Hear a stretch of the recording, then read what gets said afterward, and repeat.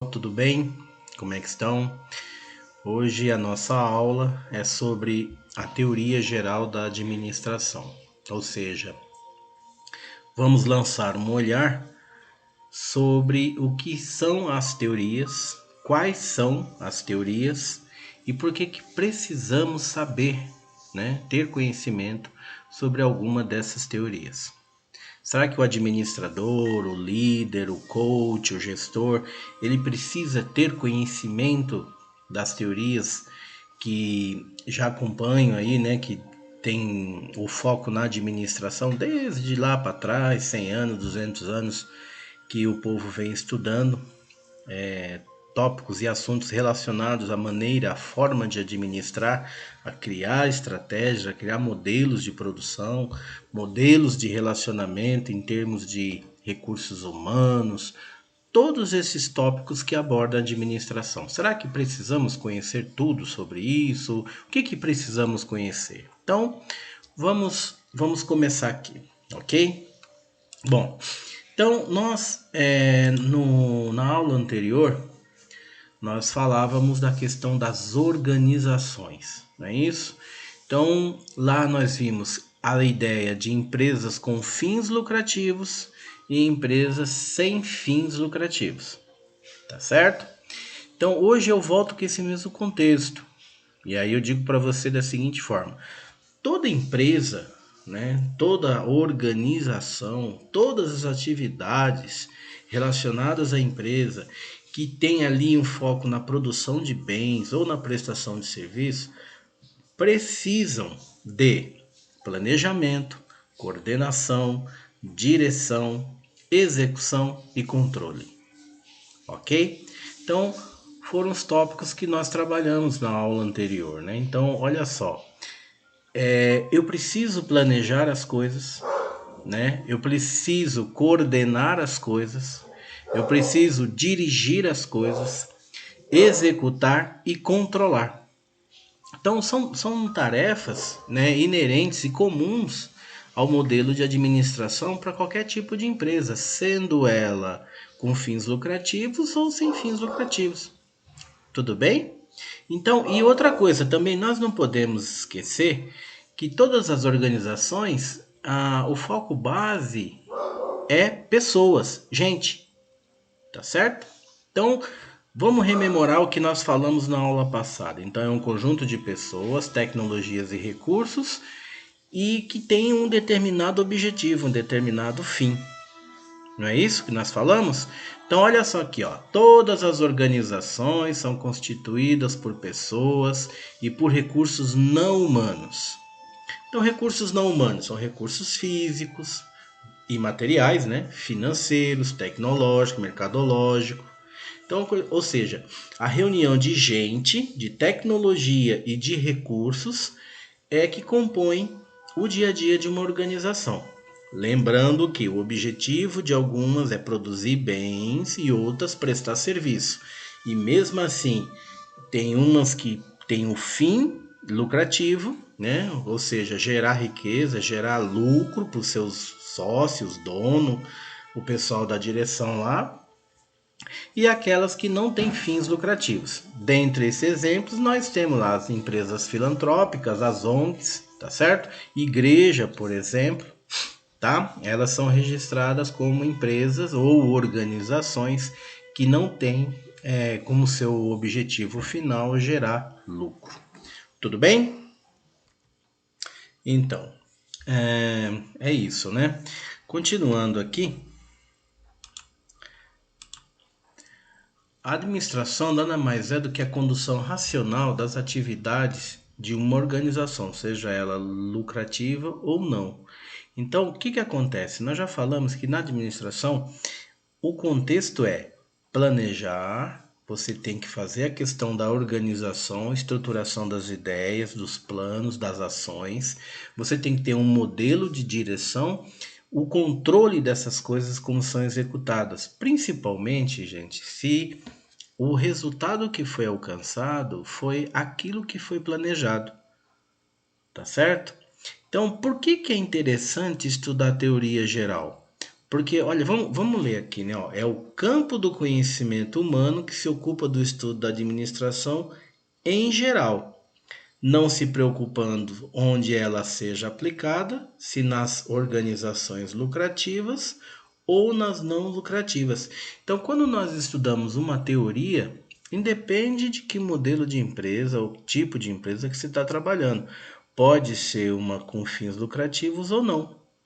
Mas tudo que se faz na empresa, numa organização, mais uma vez, tá? Não podemos esquecer. Necessita de um planejamento, necessita de uma organização, de uma estruturação, necessita da direção dessas coisas que precisam ser realizadas.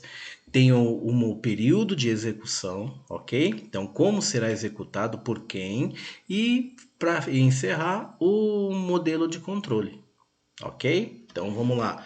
Como é que a coisa deveria acontecer? Como é que ela está acontecendo? Então, precisa de ajuste? Não precisa? Se não precisa, continua. Se precisa fazer alguma correção, fazemos a fase de ajustes e retornamos de novo para a execução e para o controle. Perfeito? Bom, segundo o Cars, ele coloca assim que o administrador ele é uma pessoa, né? Ele é um líder, um administrador é o líder da empresa, da sua organização. E para que ele tenha ali sucesso no seu modelo de gestão, no seu modelo de condução do seu empreendimento, ele precisa ter algumas habilidades, né? Então, o Carlos ele diz o seguinte, olha, existem algumas habilidades técnicas, existem algumas habilidades humanas e existem algumas habilidades conceituais. Então, e o que é uma habilidade? Segundo o autor, é a capacidade de transformar conhecimento em ação e que resulte em desempenho desejado.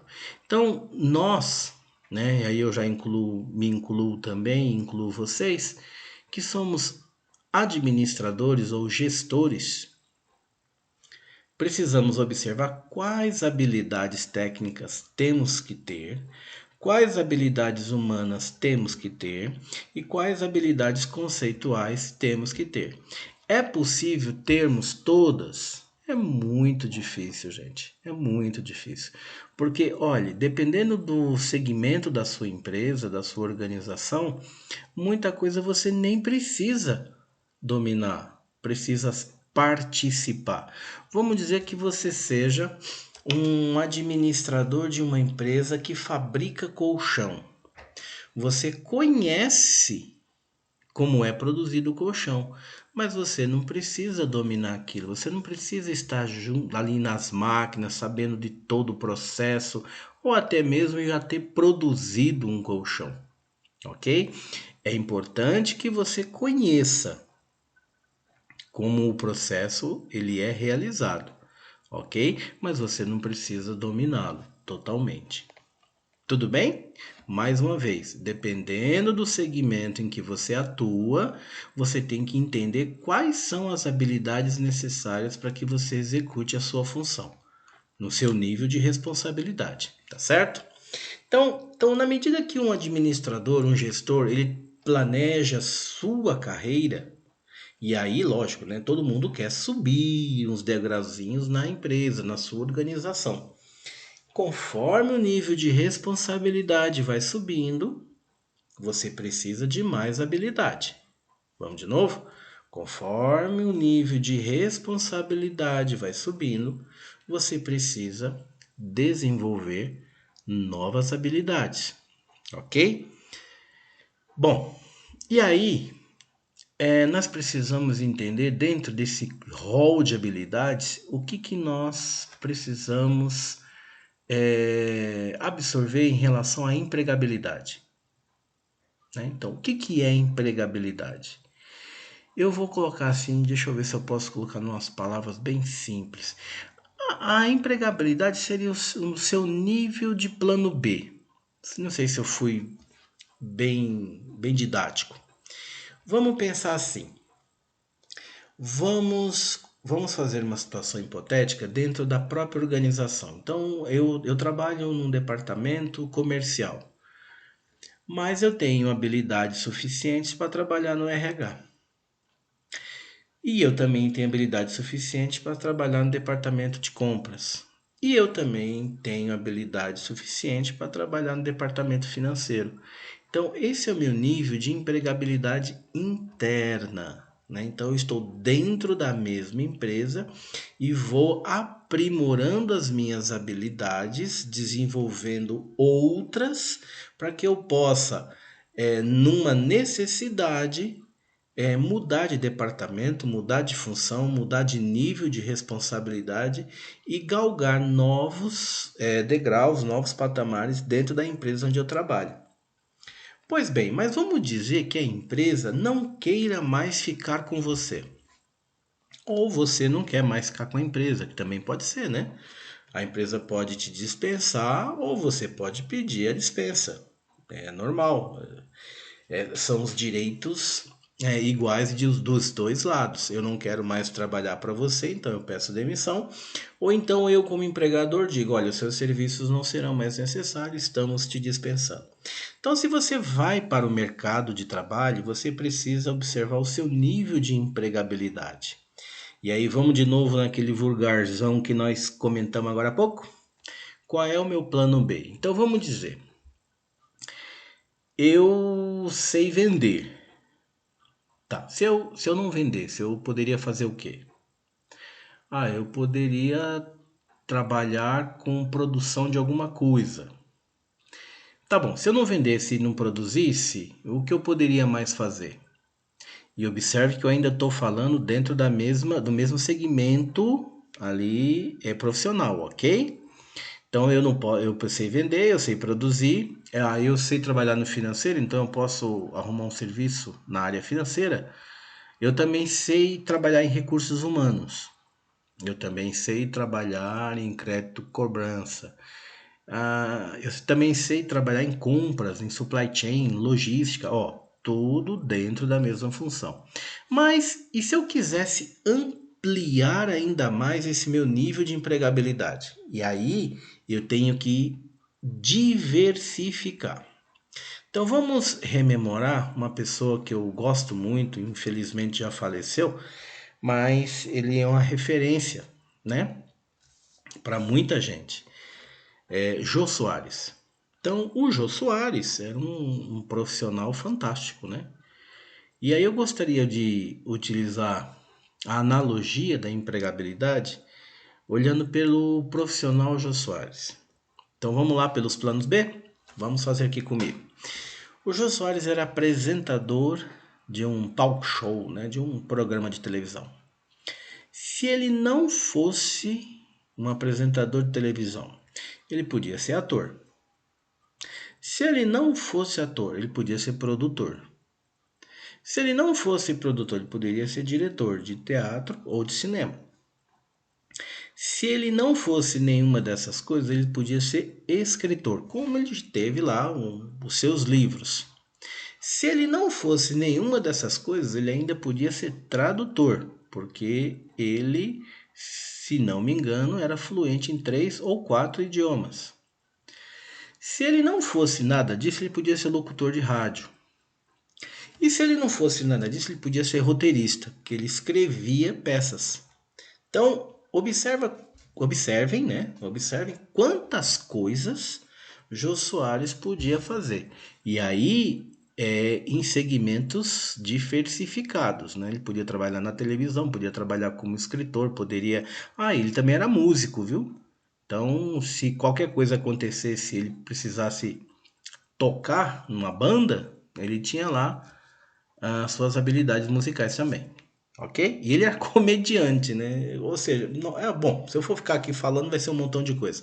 E aí, observe que são coisas diversificadas, ou seja, você vai ampliando o seu leque de habilidade e competência para que você se torne o mais empregável possível em relação ao mercado de trabalho.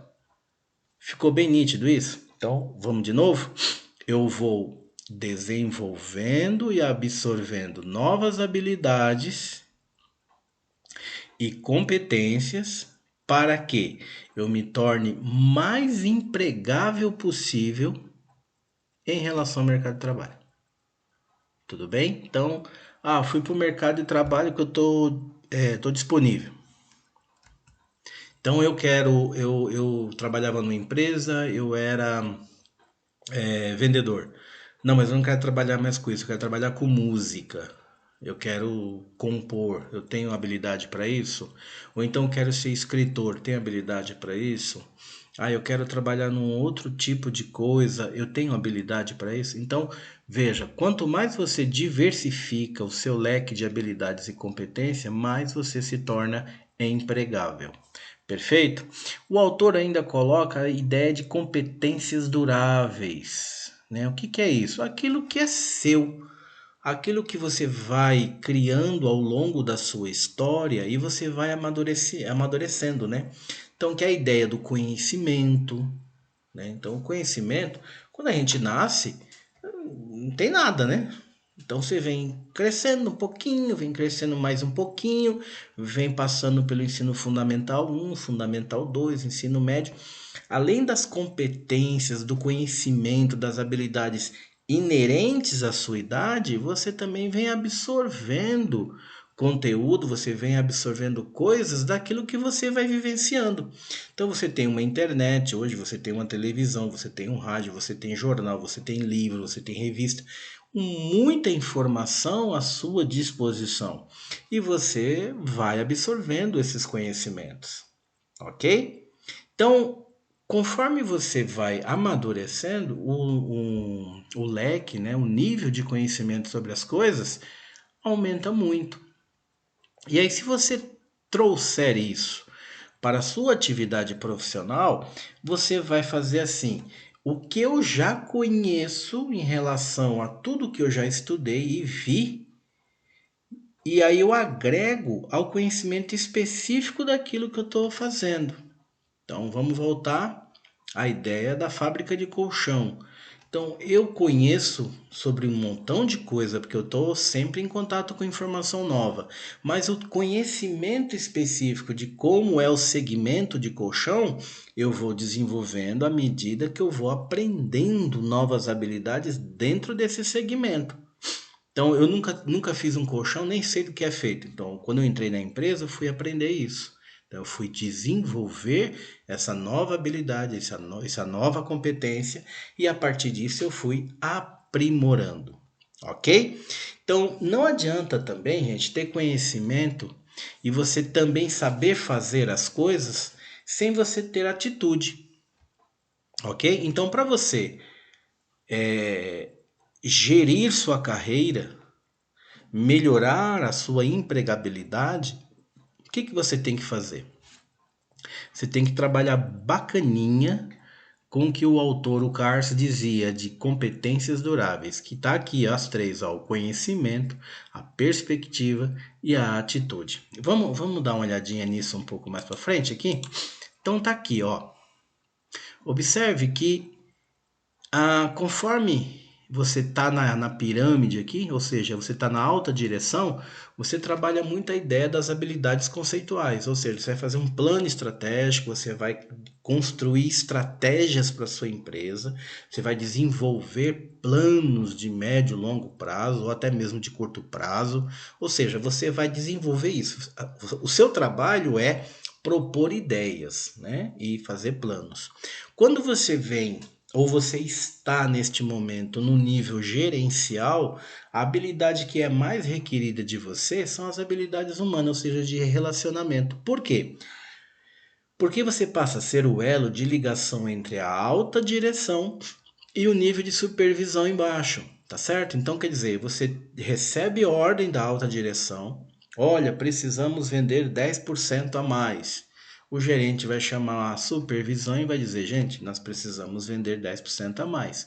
Os diretores chegaram a essa conclusão de que para a nossa empresa ter uma sustentabilidade financeira, é necessário que ela tenha uma receita maior em 10%. E a supervisão, que já é chão de fábrica, como a gente fala, né, nível operacional, vai fazer o quê? Vai colocar suas habilidades técnicas a dispor para que a produção aconteça. Né? Então, pera lá, então nós vamos precisar comprar mais máquina, vou ter mais gente, então vamos mudar o horário, vamos aumentar a carga horária de trabalho, vamos fazer turnos, vamos propor a extra. O que que nós vamos fazer? Então, esse pensamento já é no nível operacional, no nível de produção, tá certo? Então, vamos rememorar. Quando você está na alta direção, as habilidades que mais você exercita ali são as habilidades conceituais. Quando você está na gerência, as habilidades que mais é cobrada de você são as habilidades humanas, ok? Observe que a fatia é maior, né? A fatia ela vem ali um pouco mais para o meio. E a supervisão, as habilidades técnicas. Tudo bem? Aí, olha só a ideia das competências duráveis. Eu tenho conhecimento, então o saber. Então eu estou lá, eu sempre estou em atualização, eu estou fazendo reciclagem, eu estou lendo mais, eu estou estudando mais, eu estou procurando mais informação. Eu fiz um curso online, eu participei de congresso, de feiras do segmento profissional da minha empresa e eu estou aprendendo. Lembra que eu falei? Conhecimento ele nunca é estático, né? Então você nasce, o seu nível de conhecimento é zero, e conforme você vem evoluindo, o seu nível de conhecimento vai aumentando. Ele tem um fim? Claro que não. Se você estiver lá com 200 anos, né, uma metáfora aqui, você ainda vai estar lendo, você vai estudando, você está se aprimorando, você está buscando alguma coisa nova.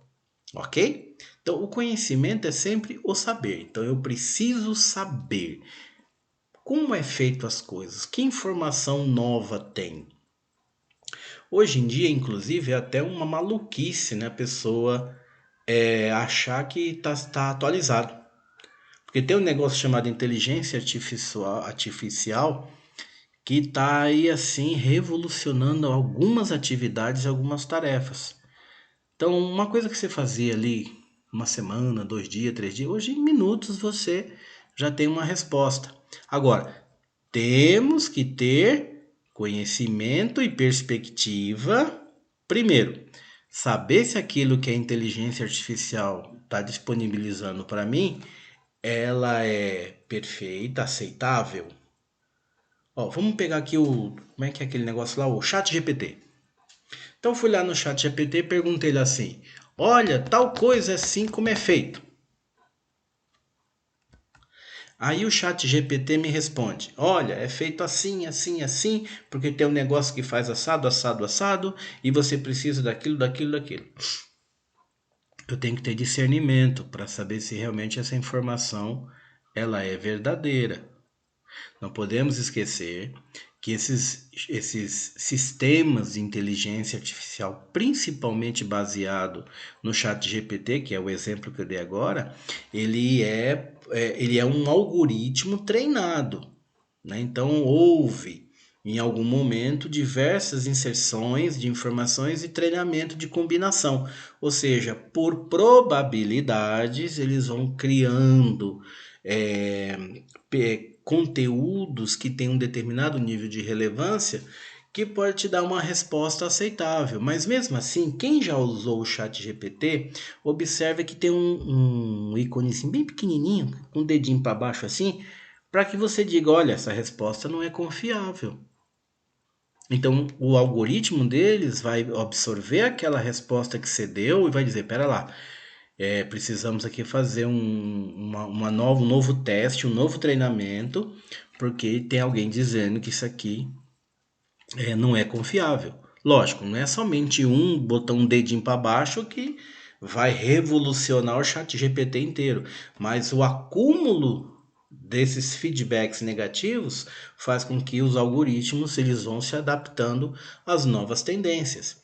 Vocês já devem ter percebido que quando vocês consultam alguma coisa no Google, logo em seguida tem um monte de sugestão daquilo que vocês acabaram de consultar, não é isso?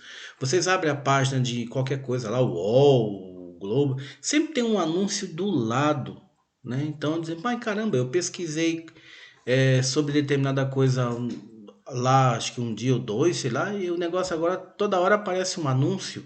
É, porque é a inteligência artificial que por meio de um arquivinho chamado cookie, ele gravou na sua marca, no seu perfil, o seu comportamento de consumo de conteúdo.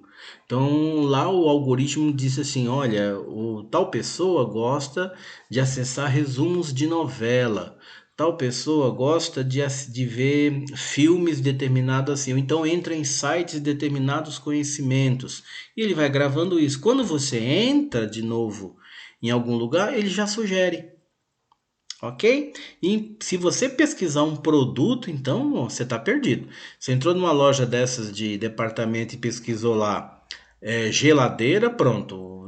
Tudo que você depois acessar vai ter um anúncio lá. Olha, a geladeira da marca tal tá lá com preço muito melhor, viu? Por quê? Porque ele é um conteúdo padronizado, é um algoritmo treinado para que ele possa ofertar para você um consumo de conteúdo personalizado. Se você pesquisou sobre uma viagem para o Nordeste, vai estar sempre um anúncio da TAM ou da Gol, ou sei lá de que empresa de aviação, mas ele está dizendo assim, viagem para o Nordeste. Por quê? Porque é um consumo de conteúdo totalmente personalizado. Ok? Mas vamos voltar aqui no nosso conteúdo, né? Então você já tem a ideia de conhecimento, então você já sabe, não é isso? Então você já sabe. Você tem a ideia da perspectiva, ou seja, você sabe fazer. Olha lá, ó, visão pessoal das coisas, ou seja, maneira prática de aplicar o seu conhecimento. Lembra que eu perguntei agora há pouco? Olha, eu peguei lá um assunto do chat GPT e eu vi a resposta deles e eu achei que não é aquilo. Então, por quê? Porque você sabe e você sabe fazer. Vamos dizer que vamos, deixa eu ver aqui, vamos perguntar alguma. Você queira fazer uma determinada receita. E aí você perguntou assim, olha, como é que faz bolo de chocolate? Aí o chat GPT falou, pega lá o óleo, bate com o ovo, põe água.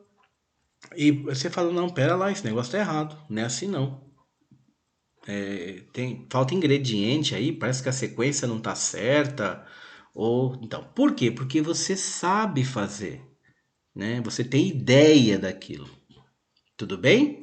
Então, observe que as suas competências duráveis, ou seja, você está envolvendo o saber, que é o conhecimento, você está envolvendo a perspectiva, que você sabe fazer aquilo, e por final, tudo isso só tem valia se você tiver um negócio chamado atitude.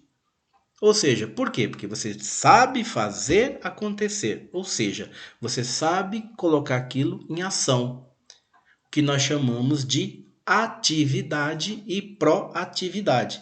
Então não adianta eu dizer assim, olha, precisava tirar aquela caixa dali. Mas ficou só no pensamento, né? Você tirou a caixa dali? Você pediu para alguém? Alguém colocou aquela caixa? Deveria ser informado que a caixa não é ali? O que mais? Não precisamos mudar o processo? Mas se você não tiver essa proatividade, de nada vai adiantar. Me entendem? Então, vamos resumir. O administrador, o gestor, administrador, ele precisa ter entendimento, que ele precisa saber, que ele precisa saber fazer e que ele precisa saber fazer acontecer. Ok? Eu acho que tem mais um quadro aqui muito interessante que envolve a ideia das competências. Mas antes de chegar lá, vamos só ver isso aqui, ó. Ó, competência pessoal mais importante para o administrador é a atitude. Foi o que eu disse no slide anterior, né? De nada adianta você ter conhecimento, ter a perspectiva, mas se você não colocar nada em ação, ó, não vai acontecer mesmo, tá certo? As coisas não caem do céu e nem se executam sozinhas. Precisa que alguém starte, precisa que alguém tenha uma mentalidade de fazer a coisa acontecer. E muitas dessas coisas a gente vê no desenho organizacional da empresa, né? A maneira, a forma como as coisas acontecem. Tudo bem? Mitzenberg, que era o quadro que eu falei para vocês que era interessante, ele fala assim, olha, além de tudo isso, é importante saber que as pessoas na empresa, ela tem conhecimento, ela tem perspectiva e ela tem atitude. Pronto, isso nós já sabemos. E aí ele fala, além disso tudo, as pessoas, elas exercem papéis, né? Então o que acontece? Um papel representa um tipo de atividade que a pessoa executa ou ela deve cumprir na empresa, né? Então, tem gente que é muito briguento, aí tem um outro que chega ali para conciliar. Esse tem um papel conciliador. Tem aquele que fala, olha, eu vou avisar todo mundo da reunião, é um papel de comunicação. Tem outro que é um papel que ele costuma fazer com que as coisas cumpram determinados prazos. Então ele tem, além da informação, ele tem a ideia da decisão. Gente, olha, precisamos fazer isso. Então você executa aquilo ali, você consegue fazer aquilo outro. Vejam, são papéis.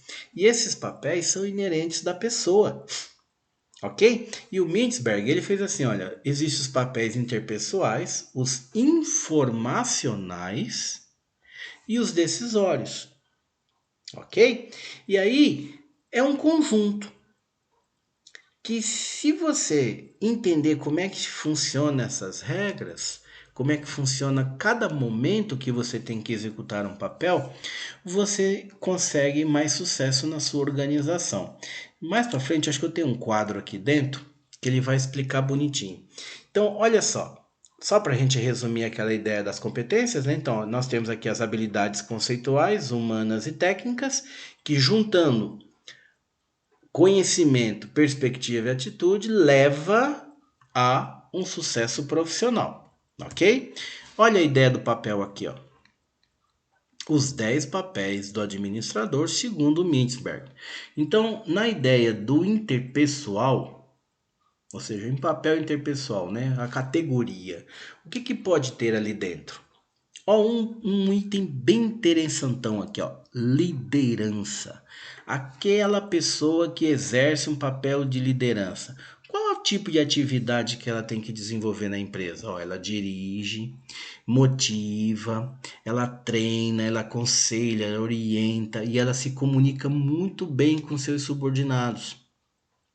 Ok? Vamos pegar outro exemplo. Aqui, ó, dentro do informacional, vamos dizer que eu tenha um papel muito forte de ser disseminador, ou seja, eu utilizo o que? Recursos tecnológicos ou não, para quê? Enviar informação para os membros de outras organizações. Envio memorando, relatório, telefonema, contato, WhatsApp, rede social. Eu informo a nossa equipe interna das coisas que estão mudando, ok? Porque compete a mim disseminar a informação. Tudo bem? E vamos pegar um exemplo também aqui do decisorial. Aqui eu gostaria de colocar em evidência a resolução de conflitos. Ou seja, aquela pessoa na empresa que ela tem ali um papel fantástico de resolver conflito. Gestão de conflito é uma coisa complicada, gente. Por quê? Você sempre que chega uma arenga ali, né, uma briga, uma discussão, um desentendimento na sua sala, como você não esteve presente, como é que você toma partido de A ou de B? A resposta é: você não deve tomar partido. Você tem que analisar os fatos e procurar uma ação corretiva, né? Então, por quê? Se você toma partido de A, você desagrada B. Se você toma partido de B, você desagrada A. E a sua tarefa na empresa é apaziguar e fazer com que todos trabalhem em harmonia.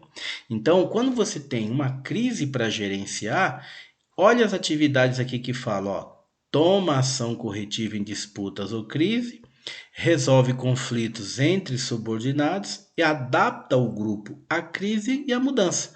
Então, vai chegar um momento que você tem lá que resolver uma peleja e você tem que, de uma maneira, eu vou usar um termo assim, harmoniosa, propor condições em que todas as partes cedam um pouco para o bem comum da equipe e para o bem comum da empresa. Ok?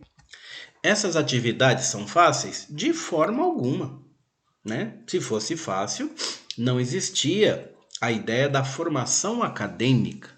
Então você não precisaria frequentar curso nenhum, muito menos um curso superior. Agora, lógico, somente o curso superior não vai te dar bagagem suficiente para que você tenha, vamos usar o termo, jogo de cintura para trabalhar essas questões de modo assim rápido, conciso e harmonioso. Porque uma coisa também, gente, é assim: você não pode despender muito tempo para resolver um conflito. Porque senão você fica 4 horas, 5 horas, 6 horas tentando resolver uma coisa e olha o tempo que você está perdendo do seu tempo, assim, vamos colocar, né, o seu tempo e o tempo dos demais envolvidos.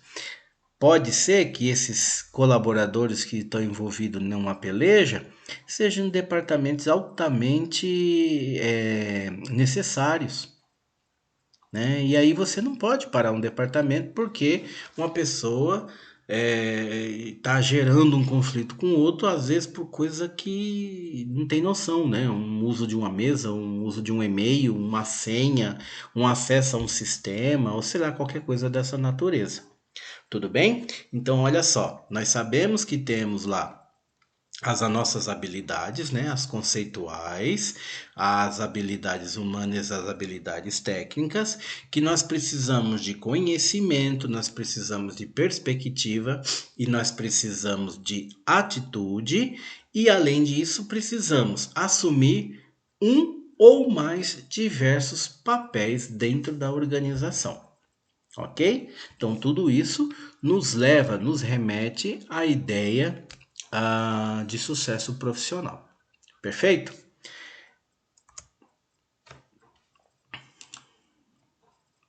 Bom, aí, aqui são as mesmas, né? São os mesmos papéis, organizado de uma maneira mais didática, mas ficou aqui para nós a ideia assim: como é que isso sempre foi assim, né? Surgiu agora isso? Desde quando a gente tem a ideia de que a gestão, a administração, ela envolve conceitos, ou como é que é, não sei, né? Que dia, ou então tem alguém que começou isso. E aí nós vamos observar um pouco da cronologia.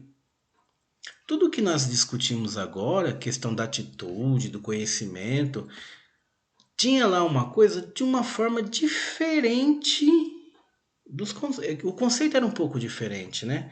Mas nós sabíamos, ou sabemos hoje, que a aplicação era muito próxima. Observe que 4.000 anos antes de Cristo, os egípcios já sabiam que precisavam organizar, planejar, organizar e controlar. Então, esse conceito, ele não é novo. Observe, 4.000 anos antes de Cristo. Ok? E aí, se nós percorrermos um pouco a história, olha aqui embaixo, ó. Em 175 a.C., lá em Roma, Cato já dizia que havia uma necessidade de descrever funções. Dioclécio de delegar autoridade. Mêncios, em 500 a.C., na China, falou: olha, há uma necessidade de ter sistemas e de ter padrão. Vamos aqui na história, vamos percorrer mais um pouco. Aqui, 1810, Robert Owen diz o seguinte: olha, precisamos treinar operário. 1856, o McCallum fala assim: olha, temos uma ideia de organograma. Percebe, gente, que Isso tudo veio na história, cada tempo trabalhando com seus conceitos, e hoje nós podemos nos valer de todas essas teorias para tentar tornar nossa vida um pouquinho mais, eu posso dizer a palavra tranquila? Não sei se seria bem,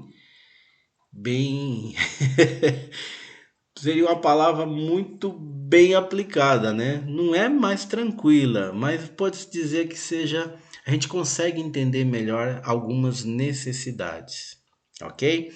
Quando nós falávamos assim, olha, nós precisamos de pessoal capacitado, né? Pessoal treinado, com habilidade, com competência, remete à especialização, né? Então, olha Adam Smith aqui, ó, que é um cabinha muito importante para a área da economia. Em 1776, ele colocou aqui, ó, princípio de especialização dos operários. Em que ano? 1776. Princípio de especialização dos operários. Então, as teorias, elas estão aí, né? Lógico, eu não vou pedir para vocês ler todas essas obras, olha, vocês precisam ler isso. Não, não, não. Isso é para que vocês saibam que isso não surgiu ontem, né? Não veio uma pessoa dizer, olha, eu a partir de hoje inventei tal coisa. Não, isso vem de longe, ok? Mas para essa disciplina nós vamos ter um foco a partir de Taylor, tá? Tá aqui, ó, 1900, ó, Frederick Winslow Taylor. Por quê? Porque ele introduziu para nós a administração como ciência, tá? Ele e mais alguns autores iniciaram, ou seja, foram precursores do que nós chamamos de administração científica.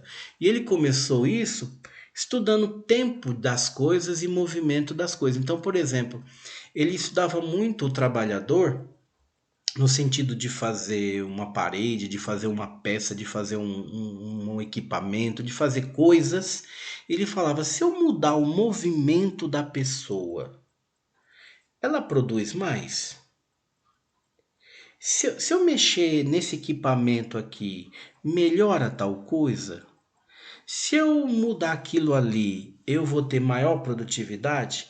Então, junto com isso, ele veio com a ideia da racionalização do trabalho e o planejamento e o controle. Ok? Então, a próxima aula nossa, nós vamos ter um pouco de foco em cima do Taylor, em cima da administração científica, primeiramente com Taylor.